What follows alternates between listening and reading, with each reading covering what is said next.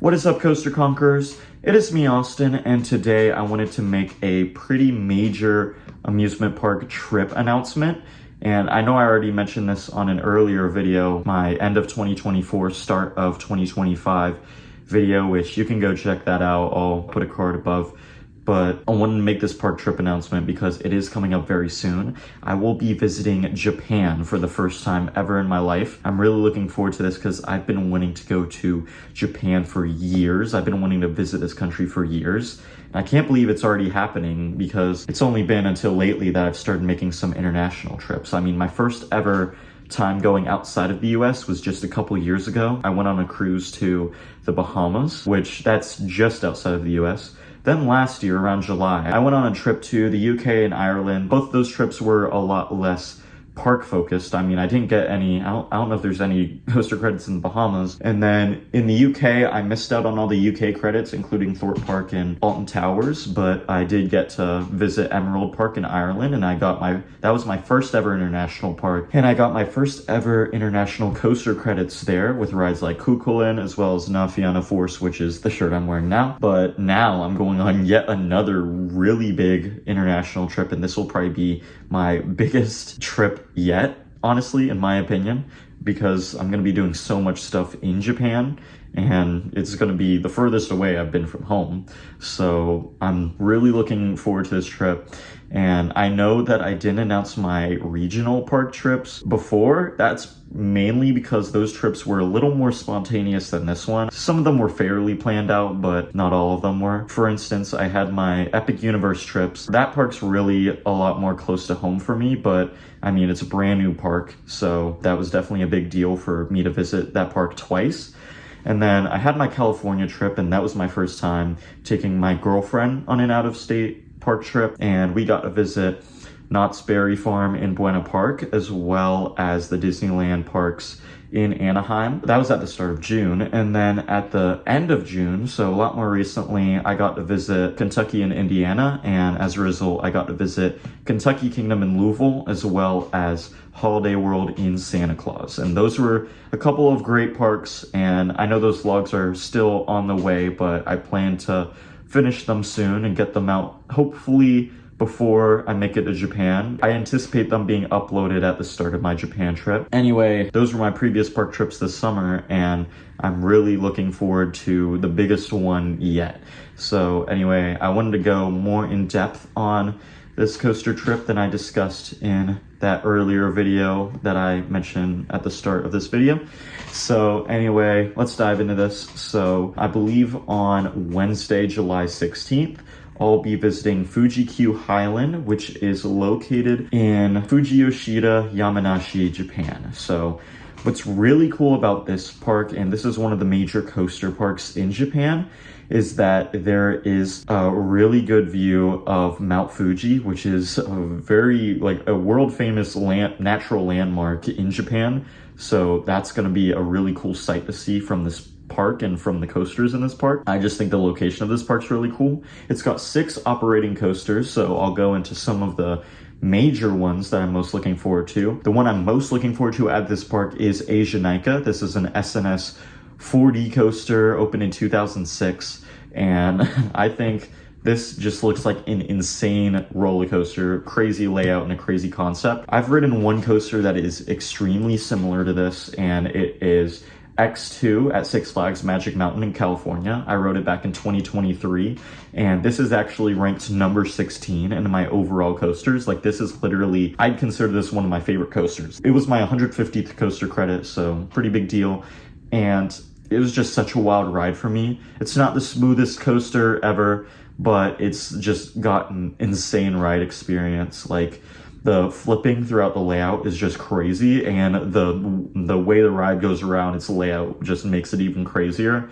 So that was certainly an awesome, like, concept coaster from Aerodynamics. Sadly, that was the last coaster they ever manufactured before going defunct in the early 2000s. However, I think SNS continued making these coasters. They made this one in Japan, as well as I think 1 or 2 of them in China. So I'm looking forward to riding another one of these coasters, especially since from what I've heard.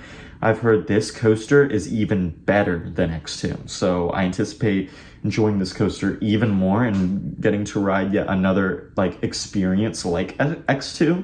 I mean, it just looks like a wild ride and undoubtedly one of the best in the park. It's very tall at a height of 249.3 feet. It's got a maximum speed of 78.3 miles per hour. I think that's very similar to X2's max speed. And like it just looks like such a wild ride with a wild layout. So I'm really looking forward to that. And then I'm really looking forward to Takabisha, which is a Gerstlauer Eurofighter. I believe it has one of the steepest drops in the world at a maximum vertical angle of 121 degrees. That is insanely steep. So that will no doubt be like the steepest drop on a coaster I'll have experienced. What's also cool about this coaster is it has 7 inversions, and it has a rolling LSM launch at the very beginning that follows a like heartline roll, and that goes from 0 to 62.1 miles per hour in 2 seconds. So that's going to be a really cool launch. I think that's its max speed also. Has maximum height of 141 feet. So it just looks like a very complete ride, and it looks like a very fun layout. I've also seen videos, and like this is definitely a coaster you can see Mount Fuji from, so that's really cool. I'm also looking forward to riding what will probably be my first Togo coaster, which is Fujiyama. This is a very big hyper coaster from Togo, which is a Japanese manufacturer. They used to make some American coasters, but I think their offices have closed like years ago in America. Like I know they used to make some now defunct stand-up coasters in America. The only American Togo that I'm aware of that's still operating is the Big Apple coaster. I believe that's what's still called, in Las Vegas, Nevada, but I'm yet to visit that coaster. I hear it's not that good, but a lot of people ride it for the Vegas credit, I guess, but I'm looking forward to riding some of their Japanese attractions, starting with this one in Fujiyama. So this is a massive coaster, has a height of 259.2 feet, a drop of 229.7 feet, reaches a maximum speed of 80.8 miles per hour. It's a long ride experience at a track length of 6,708.7 feet. So I think that'll make that one of the longest coasters I'll have ridden. It's a very unique ride. The layout is very interesting. I will say it does look pretty janky, like the profiling on it does look very janky, I'm not gonna lie, so I'm gonna have to brace for that, but I'm hoping the rest of the ride experience can make up for that, and I'm definitely looking forward to getting the credit, no doubt, because it'll just be such a unique credit to obtain in that, in my opinion, because it'll be like no other like hyper coaster that I've ridden before. There's also a newer, this looks like an Intamin family motorbike coaster. I apologize if my pronunciation of this is wrong, but it looks like it's pronounced Zokon. This ride opened in 2023, so just a couple years ago, and it looks like a pretty cool ride experience for sure. Definitely a lot tamer than the other rides I've mentioned, but it still looks very enjoyable for sure. There's a couple more coasters in the park, but they look like very small, like family and kiddie coasters. But regardless, I'm looking forward to those. I will say I hate that I'm missing out on the now defunct Dododonpa, which that operated from 2001 to 2021. It was an SNS air launch coaster, and I believe this had the fastest accelerating launch in the world at 0 to 111.8 miles per hour in, get this, 1.6 seconds. I don't even know how that's possible. The fastest launches I've experienced are probably the Intamin hydraulic launch coasters I've ridden in the US, those of which being the original Top Thrill Dragster in 2021. I rode Storm Runner at Hershey Park in 2022, and just this past June I rode Accelerator at Knott's Berry Farm. So I couldn't even imagine riding a ride like this. Like that's gotta be some scary acceleration. But I think because some issues with the operations and stuff, I believe that ride just wasn't very reliable and ultimately had to close. So it's sad to see that credit gone, but regardless, I'm very much looking forward to the other coasters here, and Asianica looks like almost just as crazy of a ride experience also. So that's all for that park. So my next park visit will be on Friday, July 18th, although these two park visits could get switched, but I don't think they will be. and that will be my visit to Nagashima Spa Land. I'm actually most looking forward to this park because of its insane coaster collection. I mean, it's got 12 operating roller coasters. I mean, unless you count the Wild Mouse as 2 credits, but personally I don't because they look like mirrored coasters, but that's a debate for another time. So anyway, this is located in Kuwana-Mie, Japan. I believe it's a coastal park, which is really cool. I guess that's one kind of similarity between it and Cedar Point, is that they're both on a little like strip of land along the coast. So that's really cool. This ride looks like it has an insane coaster collection, and it has the coaster that I'm most looking forward to on this trip, which is Hakuge. This is an RMC hybrid coaster that opened in 2019, has maximum height of 180.4 feet, a maximum speed of 66.5 miles per hour, 3 inversions, a long layout. It has a track length of 5,019.7 feet. And this ride's layout looks insane with its inversions, its airtime moments, its long ride experience. Like, I am really looking forward to this coaster, so much so that I'm predicting that this coaster, like, it just looks like a top tier RMC. I think this might be in my top 3 rides, like my top 3 coasters overall. Currently, my top 3 is Steel Vengeance at number 1, Iron Gwazi at a very close number 2, and the original Top Thrill Dragster at number 3. I think this coaster will at least be number 3 overall. Just judging by its layout and the fact that it's an RMC hybrid. I mean, I just love those coasters so much. I think it's going to be an insanely good ride, and I think it's going to be in my top 3. It definitely should be my top coaster of the entire trip. Like, I'm very much anticipating that. I think Ejinika might end up being second, but we'll see how things go. I'm just really looking forward to that coaster experience because it looks so awesome. I think it's the only RMC coaster in all of Asia, at least the only RMC hybrid in East Asia. So I'm really looking forward to experiencing that one-of-a-kind attraction. Another ride I'm really looking forward to is Steel Dragon 2000. This is a Morgan Giga Coaster, open on August 1st, 2000. I believe this was the second full-circuit Giga Coaster that ever opened. The first was Millennium Force earlier the same year at Cedar Point, which I've ridden. That was actually my first Giga Coaster as well. But this will be my first Giga Coaster outside of the US, and it will be my first, I'd say, major Morgan coaster. I've ridden West Coaster at Pacific Park in California, but that's a very small coaster, so this will be my first very major Morgan coaster, so I'm very much looking forward to it.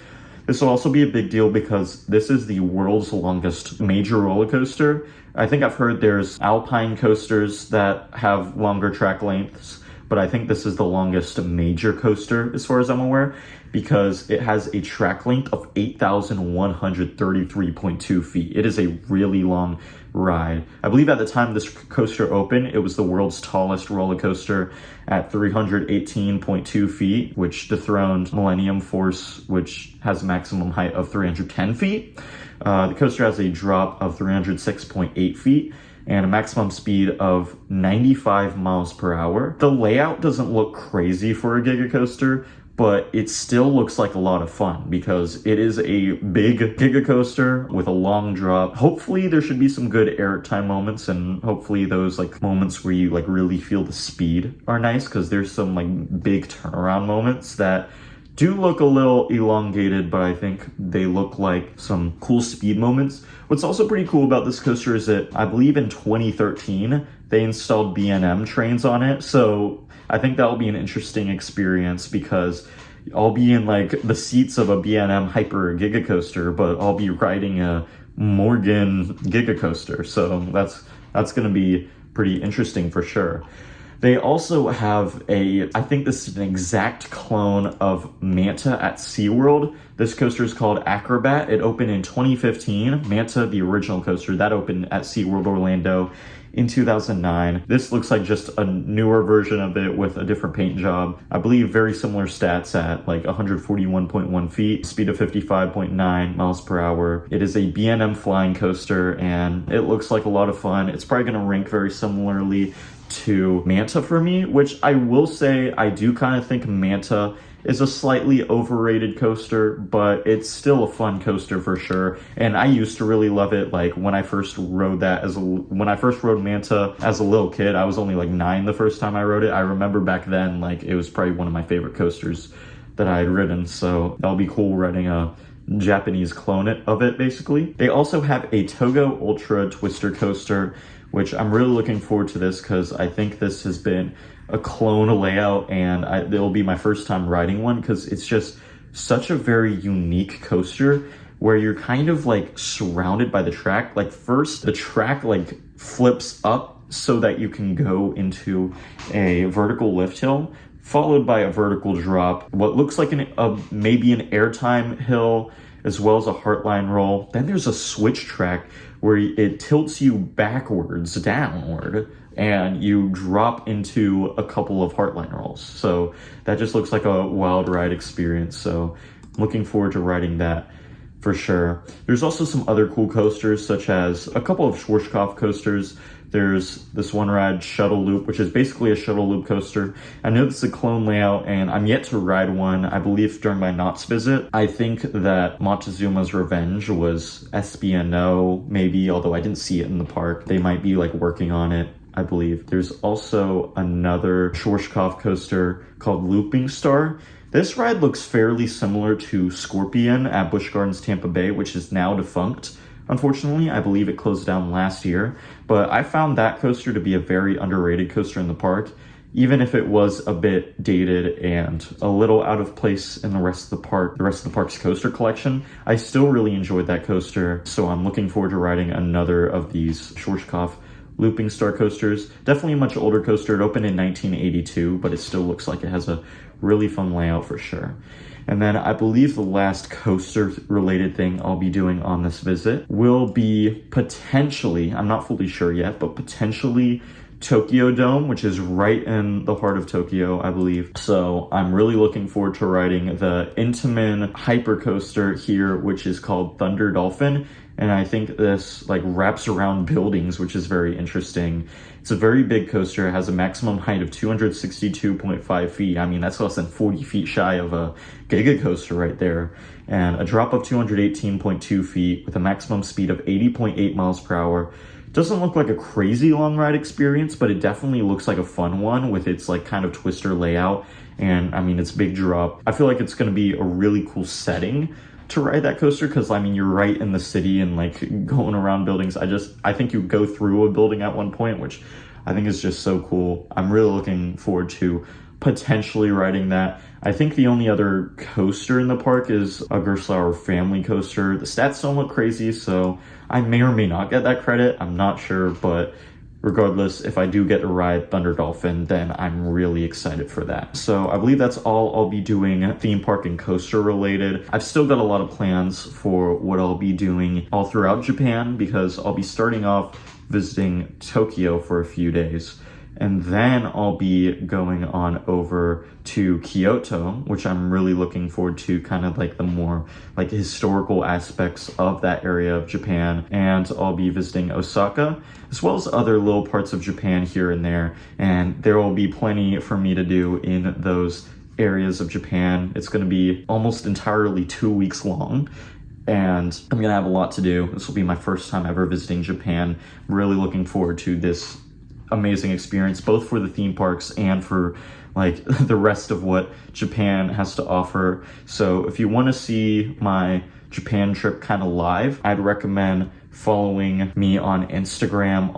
I have 2 accounts. I have my coaster account, which is at ConqueringCoasterz, and then I also have my personal account, which is AustinMerritt06. So I'll definitely be making story posts, and hopefully I'll be able to make a good amount of feed posts of my Japan visit on both of those accounts. I plan to emphasize my coaster trips on my coaster account while also posting little snippets of the rest of my trip. And I hope to be like focusing more on the trip itself on like my personal account. So again, I'd recommend following both of those on Instagram if you're able to, so that you can check out my visit live. I also might potentially make an overall Japan vlog for my personal account, which is Merit. I'll put a card for that so that you can check out that channel. I know I don't post on that channel frequently, like at all. Like I think my last post on it has been like a year or two. Like it's been definitely a while. I don't even remember. I do still want to make some content for like the rest of the trip, so I'd recommend following me on Instagram, and I'll try to make like a little trip vlog on my other channel so you can check out like the rest of my trip. So anyways, I apologize that this is such a long trip announcement, but I just felt like going into pretty heavy depth on the details of this trip. So anyway, be sure to stick around for those park vlogs, and if you're new to this channel, by the way, be sure to check out my other park vlogs, and be sure to like, comment, subscribe on this video, and be sure to turn on post notifications to get notified of my newest and latest uploads. So I'll see y'all in the next video. Bye guys.